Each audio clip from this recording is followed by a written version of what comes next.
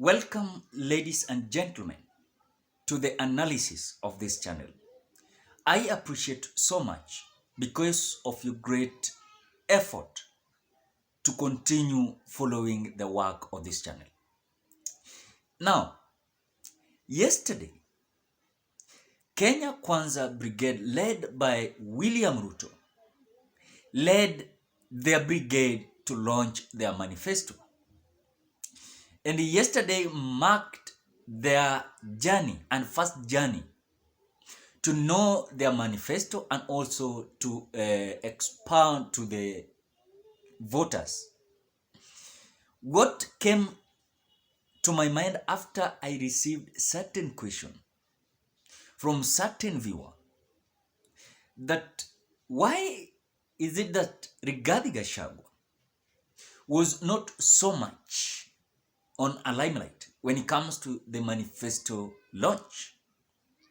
Some argued that Rigathi Gachagua did not attend the meeting and Rigathi Gachagua was not at the manifesto launch. Then the answer that I had was after you have watched this video.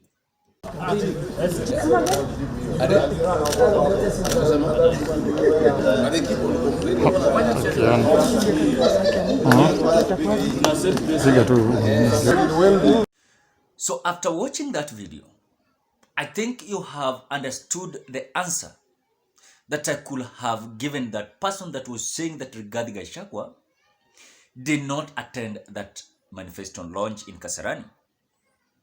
Then after that, the question did not end at that point, because also I came up and realized certain thing that I decided to share with you.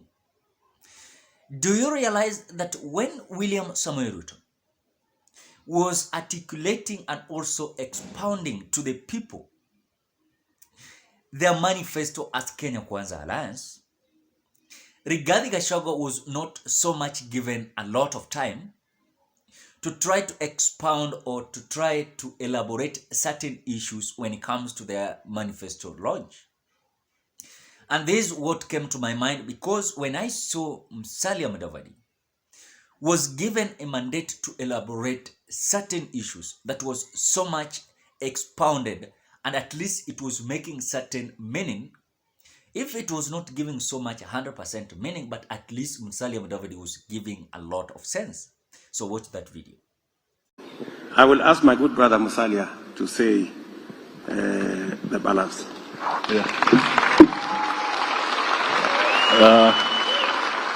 Thank you, Ndugu Deputy President. I just want to pick up from where you have touched, to stop digging. One of the critical areas is to make sure that the programs we are talking about are within the confines of a balanced budget, so that we can cut down on the desire or the appetite to borrow. The Deputy President has given examples of how we can grow revenue, but on the other side, we must make sure that we start working towards curtailing these huge budget deficits that we have, so that we can tame this issue that we call debt. And he has given you Our plan. the profile. You have the domestic debt, and then you have the external debt. Both have inherent risks. The domestic debt cripples the economy, cripples lending, and so forth. The external debt can also put you into a lot of difficulty when the exchange rate is in trouble, and we are beginning to see a bit of that now. The central bank is rationing foreign exchange, and we are beginning to see our importers beginning to have trouble in getting raw materials for their factories. So we have to work on that basis. Then after that, I realized that still Rigathi Gachagua was not given a chance to speak. it was like some people were starting to raise their eyebrows. That what was happening was not fair according to the respect that Rigathi Gachagua could have been given. Then I ask myself, why is it that Rigathi Gachagua was given a bench still to so that they can listen to Musalia Mudavadi the way you have listened to the video of Musalia Mudavadi, then to listen to Moses Kuria answering the issue of ports, because he was asked to answer or to expound this issue of port, where there was allegation of Lamu Point, Mombasa, Kisumu, and certain other ports that are across the Republic of Kenya. So watch that video of Moses Kuria. About the port.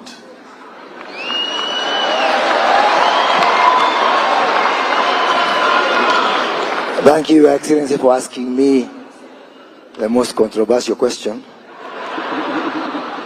But I'm sure you have asked me because you are aware that I was fired as a vice chair of the Transport Committee because of asking questions. Yeah, I knew you were in the Transport related Committee. to our transport and infrastructure sector, which is one of the sectors that has been bedeviled by an animal known as state capture. It started with the takeover of our ports, berths number 20 and 21 in the port of Mombasa, and giving it to a foreign company by the name of Mediterranean Shipping Company. We were promised that we will get 10,000 seafarers trained and hired by that company. After it was given away, not a single job, not a single Kenyan has been hired for these jobs. We saw it further with a skewed budgetary allocation. When we talk about moving the port of Mombasa to Naivasha to private land of some people, that is the epitome of state capture. Then after that, I think the point came out after William Samoei Ruto giving certain individuals in Kenya Kwanza lands that it was believed that they do understand what was entailing in the manifesto. Then Rigathi Gachagua was given specific, not so much contradicting issue, and this issue was about security. So watch that the way Rigathi Gachagua tried to expound the issue of the security and also police officers across the Republic of Kenya. What then after that, then we continue with this analysis.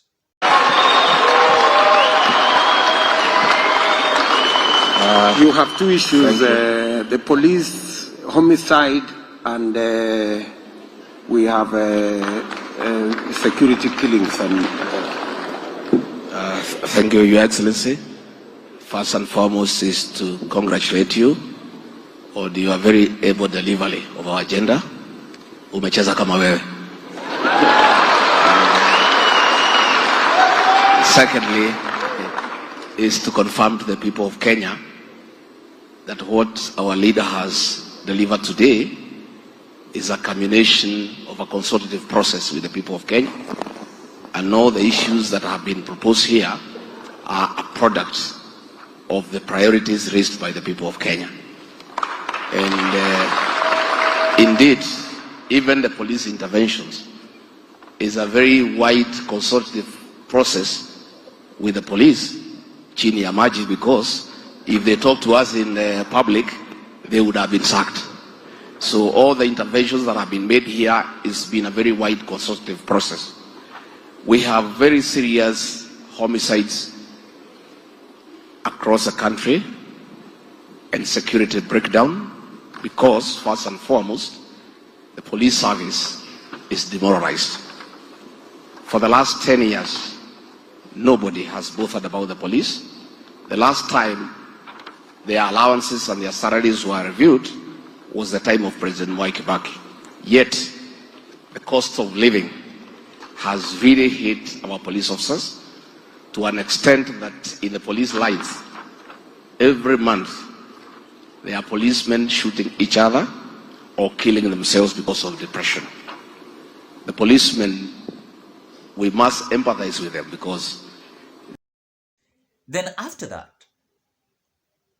I realized that certain people were not so much happy the way Rigathi Gachagua was so much tackling his issue that he was given to expound to the people that was in that meeting.